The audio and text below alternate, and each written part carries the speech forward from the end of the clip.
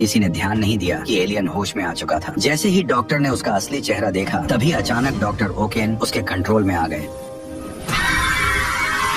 धीरे धीरे वह एलियन अपने सूट से बाहर आने लगा। उसका असली शरीर ज्यादा बड़ा नहीं था, लेकिन वह इंसानों से कहीं ज्यादा चालाक और खतरनाक था। होश में आते ही उसने पूरी लैब में अफरा तफरी मचा दी। डॉक्टर अपनी जान बचाकर भागना चाहते थे, लेकिन उनके पास बचने का कोई मौका नहीं था। कुछ ही सेकंड में पूरी लैब मौत के मैदान में बदल गई। जब राष्ट्रपति और सेना के बड़े अधिकारी वहाँ पहुँचे, तब तक पूरा रिसर्च सेंटर बुरी तरह तबाह हो चुका था। चारों तरफ सिर्फ घना धुआं दिखाई दे रहा था।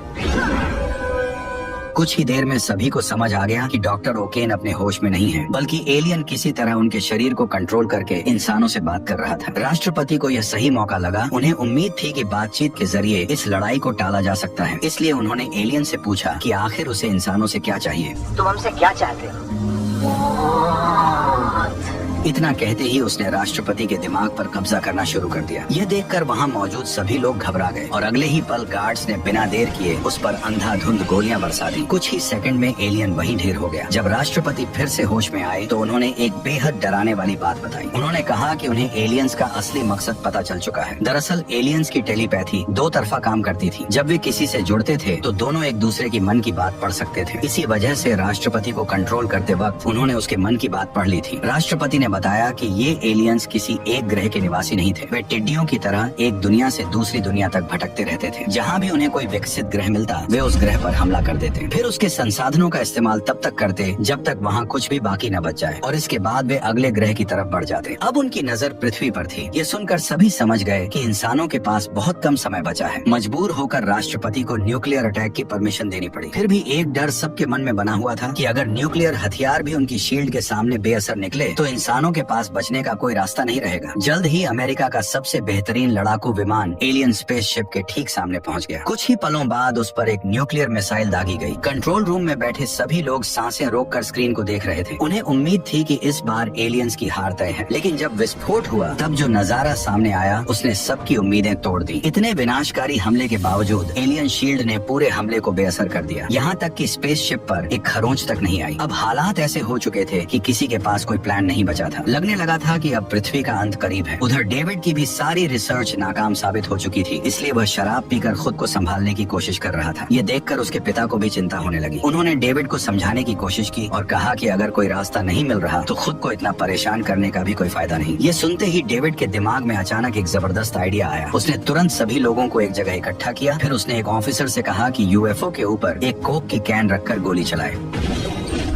जैसा कि सभी को उम्मीद थी, गोली चलते ही यूएफओ की शील्ड ने उसे बेअसर कर दिया। ये देखकर किसी को हैरानी नहीं हुई, लेकिन अभी भी किसी को डेविड का असली प्लान समझ नहीं आया था। तभी डेविड कंप्यूटर पर कुछ टाइप किया और ऑफिसर से दोबारा गोली चलाने को कहा। इस बार गोली कैन से टकराते ही हवा में उछल पड़ी। ये देखकर वहाँ मौजूद सभी लोग हैरान रह गए। उन्हें समझ नहीं आया कि आखिर ये सब हुआ कैसे। तभी डेविड ने बताया कि भले ही एलियंस की टेक्नोलॉजी इंसानों से हजारों साल आगे हो, लेकिन उनका पूरा सिस्टम एक डिजिटल नेटवर्क की तरह काम करता है, और जैसे किसी कंप्यूटर नेटवर्क में वायरस घुसते ही पूरा सिस्टम गड़बड़ाने लगता है, वैसे ही उसने इस यूएफओ के सिस्टम में भी एक वायरस अपलोड कर दिया था। इसी वजह से उसकी शील्ड अपने आप डीएक्टिवेट हो गई। डेविड असल में यह साबित करना चाहता था कि एलियंस का सिस्टम भी हैक किया जा सकता है। इसके बाद उसने अपना असली प्लान बताया। वह इसी वायरस को एलियन मदरशिप के मेन सिस्टम में अपलोड करना चाहता है, क्योंकि एक बार वायरस वहाँ पहुँच गया तो नेटवर्क से जुड़े सभी यूएफओ और स्पेसशिप्स में वह अपने आप फैल जाएगा, और जैसे ही उनकी सारी डिफेंस शील्ड्स एक साथ बंद होंगी, तभी इंसानों को उन पर हमला करने का मौका मिल जाएगा। लेकिन अब सबसे बड़ा सवाल यह था कि आखिर एलियन मदरशिप के अंदर घुसने का जोखिम कौन उठाएगा। तभी विल आगे आया और बोला कि वो यह मिशन करने के लिए तैयार है, लेकिन जिस एलियन स्पेसशिप का इस्तेमाल इस मिशन के लिए किया जाना था, वह करीब 15 साल पहले क्रैश हुई थी, और किसी को नहीं पता था कि वह अभी भी उड़ने की हालत में है या नहीं। पता लगाने के लिए डेविड ने स्पेसशिप के क्लैंप्स हटाने को कहा। जैसे ही आखिरी क्लैंप हटा, तभी अचानक पूरा स्पेसशिप अपने आप हवा में तैरने लगा। ये देखकर साफ था कि स्पेसशिप एकदम ठीक थी। बिना देर किए राष्ट्रपति ने एक ग्लोबल काउंटर अटैक प्लान तैयार किया। उन्होंने रशिया, चाइना, इंडिया समेत कई देशों की एयरफोर्स को तुरंत अलर्ट भेज दिया, ताकि सभी मिलकर एक साथ हमला कर सके। इसी बीच एक किसान भी वहाँ पहुँच गया। वह कोई पायलट नहीं था, लेकिन वो फिर भी इस लड़ाई शामिल होना चाहता था, क्योंकि सालों पहले एलियंस ने उसको किडनैप किया था, और अब वह उनसे अपना पुराना हिसाब चुकता करना चाहता था। उधर राष्ट्रपति हमले से ठीक पहले अपना सबसे जोशीला भाषण देने वाले थे, और सबसे खास बात यह थी कि उसी दिन इंडिपेंडेंस डे भी था। उन्होंने दुनिया भर के लोगों लोगों को संबोधित करते हुए कहा कि आज पूरी मानवता एक ही मोर्चे पर खड़ी है। ये लड़ाई किसी एक देश, एक झंडे या एक जगह की नहीं है। इस बार खतरा पूरी पृथ्वी पर मंडरा रहा है। उन्होंने लोगों से अपील की कि वे सभी अपने पुरानी रंजिशें भूल जाएं और एकजुट होकर दुश्मन का सामना करें। उस जोशीले भाषण ने सैनिकों में नया जोश भर दिया और सभी आखिरी मुकाबले के लिए तैयार हो गए। उधर विल और डेविड पहली बार एलियन शिप के कॉकपिट में बैठे थे, लेकिन उड़ान भरने से ठीक पहले दोनों से एक छोटी सी गड़बड़ हो गई।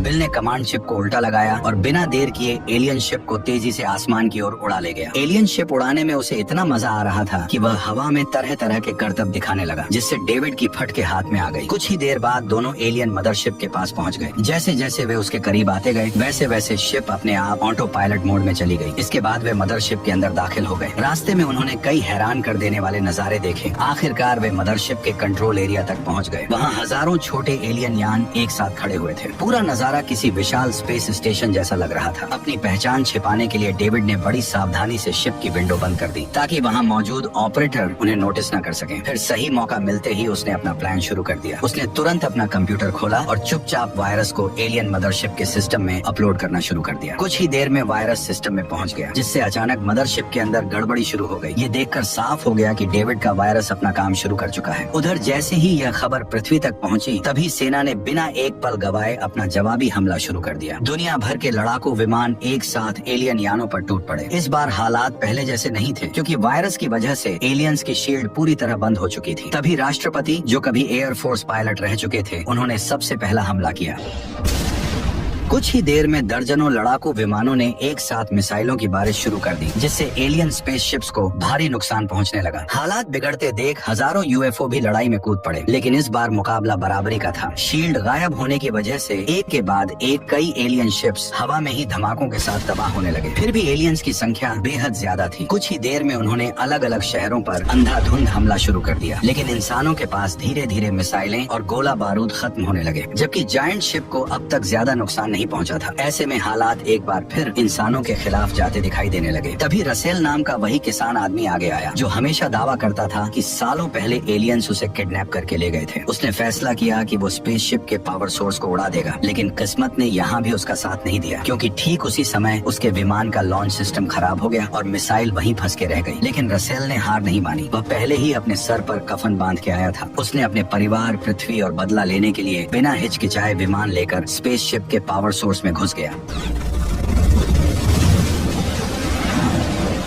कुछ ही पलों में 500 किलोमीटर चौड़ी स्पेसशिप एक झटके में तबाह हो गई। मिशन सफल होते ही कमांड सेंटर ने तुरंत विल और डेविड को वापस लौटने का ऑर्डर दिया, लेकिन तभी एक नई मुसीबत खड़ी हो गई। उनका यान अभी भी मदरशिप के अंदर फंसा हुआ था। दोनों ने बाहर निकलने की हर मुमकिन कोशिश की, लेकिन कोई भी तरीका काम नहीं आया। इसी दौरान एक एलियन की नजर उन पर पड़ गई। उसने सिर्फ एक कमांड दी और शिप का विंडो कवर अपने आप खुल गया। खतरे को भांपते ही विल और डेविड तुरंत छिप गए, लेकिन एलियंस भी इतने बेवकूफ नहीं थे। अगले ही पल उनकी तलाश में एक सर्च टीम भेज दी गई। अब हालात देखकर लग रहा था कि दोनों का बच निकलना लगभग नामुमकिन है। इसलिए उन्होंने फैसला किया कि अगर मरना ही है तो दुश्मन को साथ लेकर मरेंगे। इसलिए उन्होंने बिना देर किए न्यूक्लियर मिसाइल दाग दी और वह सीधा एलियन कमांड सेंटर में जा घुसी। लेकिन धमाका होने से पहले ही पूरी मदरशिप बुरी तरह हिलने लगी। अचानक इस झटके से उनकी शिप का कंट्रोल बिगड़ गया और वह सिस्टम की पकड़ से निकल गई। ये देखकर दोनों की जान में जान आ गई। हालांकि राहत ज्यादा देर नहीं टिक सकी, क्योंकि न्यूक्लियर बम फटने में अब सिर्फ 30 सेकंड बचे थे। ऐसे में विल और डेविड ने तुरंत वहाँ से निकलने का फैसला किया। दोनों पूरी रफ्तार से मदरशिप से भागने लगे। खुशकिस्मती से एलियन यान की स्पीड बेहद जबरदस्त थी। पीछे कई एलियन फाइटर्स उनका पीछा कर रहे थे। फिर भी वे किसी तरह उनकी पकड़ से बचते हुए मदरशिप से बाहर निकल आए और तभी वो हुआ जिसका पूरी दुनिया इंतजार कर रही थी। अगले ही पल विशाल मदरशिप एक भयानक विस्फोट के साथ उड़ गई। उस धमाके के साथ एलियंस का पूरा कंट्रोल सिस्टम एक झटके में तबाह हो गया। मदरशिप के खत्म होते ही पृथ्वी पर मौजूद बाकी एलियन शिप्स भी एक एक करके क्रैश होने लगी। कुछ ही मिनटों में दुनिया का सबसे बड़ा युद्ध खत्म हो गया और आखिरकार इंसानों ने नामुमकिन लगने वाली इस लड़ाई को जीत लिया। उधर विल और डेविड भी सुरक्षित पृथ्वी पर लौट आए और इसी के साथ इंडिपेंडेंस डे की ये शानदार कहानी यहीं खत्म हो गई। वैसे आपको ये वीडियो कैसी लगी कमेंट में जरूर बताना, और अगर चैनल पर नए हो तो जल्दी से वो सब कर दो जो मैं चाहता हूँ। Okay bye.